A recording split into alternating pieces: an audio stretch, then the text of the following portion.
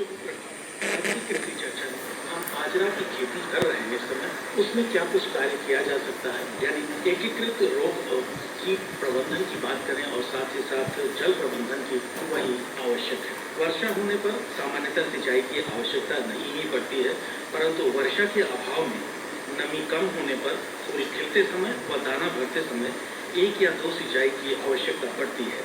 बाजरा में अधिक पानी होने पर उसके निकास की समुचित व्यवस्था भी होनी चाहिए। जहाँ तक कीट और रोग प्रबंधन की बात होती है, उसमें यह देखा गया है कि हरित बाली रोग सबसे ज्यादा प्रभावित करता है।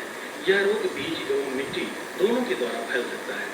रोग के प्रभाव से पौधों की बढ़वार रुक जाती है। पूरी बाली या बाली के कुछ हिस्से हरे रंग की छोटी तथा मुड़ी हुई पत्तियों की तरह गुच्छे के रूप में परिवर्तित हो जाती है। यदि पूरी बाली पत्तियों के रूप में परिवर्तित नहीं होती तो बाली के स्वस्थ भाग में दाने पड़ सकते हैं, लेकिन पूरी बाली ही हरी पत्तियों का रूप ले लेती है तो दाने बिल्कुल नहीं पड़ते हैं। इसलिए यह आवश्यक है कि इस रोग की रोकथाम के लिए गर्मी की जुताई साफ एवं प्रामाणिक बीज का प्रयोग अगर आपने किया है तो आप निश्चिंत रह सकते हैं। बीज साथ साथ उपचारित किए हैं तो भी यह स्थिति नहीं आएगी, आप इससे बचे रहेंगे। लेकिन रोगग्रस्त पौधे अगर दिखाई दे रहे हैं अब, तो फिर पौधों को उखाड़कर जला दें। फसल में फूल आते ही 5 से 7 दिनों के अंतराल पर प्रति हेक्टेयर मैंकोजेब घुलनशील चूर्ण 2 किलोग्राम या फिर जीने 75% घुलनशील चूर्ण को 2 किलोग्राम या फिर जीरम 27% का 3 लीटर की दर से छिड़काव करना चाहिए।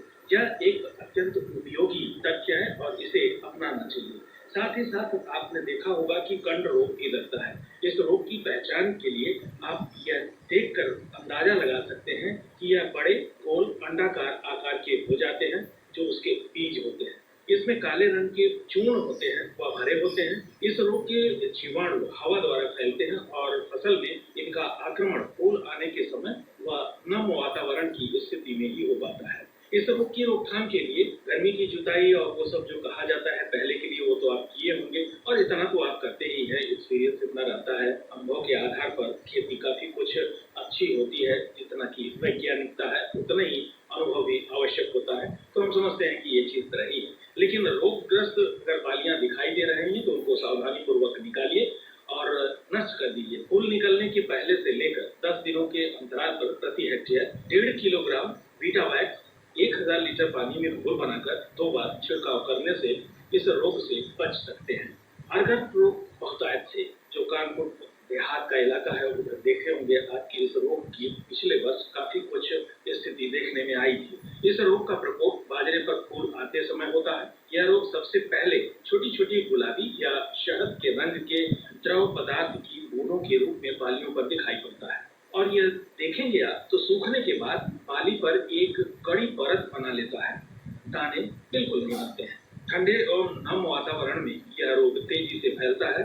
रोगग्रस्त बालियां या दाने जानवरों व मनुष्यों के स्वास्थ्य के लिए भी हानिकारक होती हैं, इसलिए इससे सतर्क रहना भी अत्यंत आवश्यक है। इसकी रोकथाम के लिए बहुत सारे कुछ कार्य किए जा सकते हैं, लेकिन अब की स्थिति में जब हमारी फसल खड़ी है तो रोग के आरंभ में रोगग्रस्त पौधों को उखाड़कर जला दें। फूल आते ही या फूल आने के तुरंत पहले जीरम 27% द्रव के 3 लीटर या फिर मैंकोजेब घुलनशील चूर्ण के 2 किलोग्राम 800 से 1000 लीटर पानी में घोल बनाकर प्रति हेक्टेयर की दर से छिड़काव करने की वैज्ञानिकों द्वारा संस्तुति दी गई है। यह छिड़काव 10 दिनों के अंतराल पर 3 बार कर देने से रोग काफी हद तक नियंत्रित हो जाता है। दूसरे छिड़काव में कवकनाशी के साथ कोई कीटनाशी भी मिला देने से अच्छा परिणाम प्राप्त होता है। तना छेदक भी काफी कुछ नुकसान पहुंचाता है। कुछ क्षेत्रों में यह देखा गया है। इस कीट की सूंडियां तने में छेद कर देती हैं, जिससे पौधे का किल्ला सूख जाता है। यदि पौधा बड़ा हो गया हो तो तेज हवा चलने पर गांठ से ही टूटकर गिर जाता है। ऐसी स्थिति प्राय आपने देखी होगी और समझे होंगे।